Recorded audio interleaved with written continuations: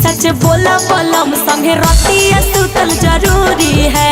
एक बात पूछी सच बोला बलम संगे रतिया सुतल जरूरी है। चूड़िया चूड़िया करो ही रानी, चूड़िया किनल जरूरी है। चूड़िया चूड़िया करो ही रानी, चूड़िया किनल जरूरी है। एक बात पूछी सच बोला बलम संगे रतिया सुतल जरूरी है। अच्छा। एक बात पूछी सच बोला बलम संगे रतिया सुतल जरूरी है। बोलो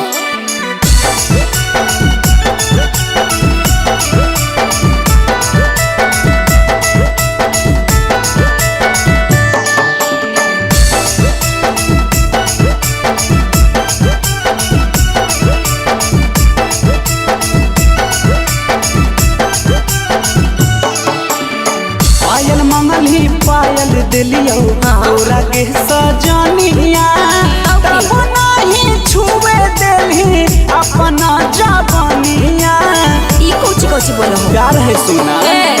रात भर मजा ले लो सुताई के कोरा, तब नहीं नजरी में लाज लागे तोरा।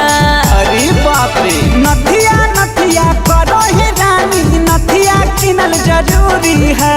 नथिया नथिया करो ही रानी, नथिया किनल जरूरी है। एक बात पूछी सच बोला बलम संगे रतिया सुतल जरूरी है। एक बात पूछी सच बोला बलम संगे रतिया सुतल जरूरी है। हाँ ये बाबू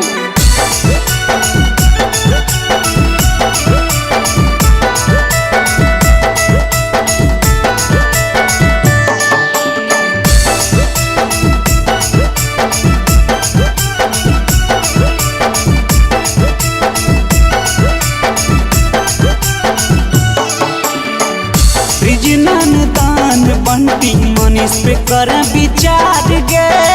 प्रीतम से कही के तोरा घुमाइबो कुतुब मीनार गे। चुप रहा, हर बार ऐसे ही बोलो हो झूठ। अच्छा इतना निर्दयी नहीं बनए नीतीश हो, बात करी हमारा से ले रहो किस हो। ओहो टिकवा टिकवा करो ही रानी, टिकवा किनल जरूरी है। टिकवा टिकवा करो ही रानी, टिकवा किनल जरूरी है। एक बात पूछी सच बोला बलम संगे रतिया सुतल जरूरी है। एक बात पूछी सच बोला बलम संगे रतिया सुतल जरूरी है। अरे मान जो ना।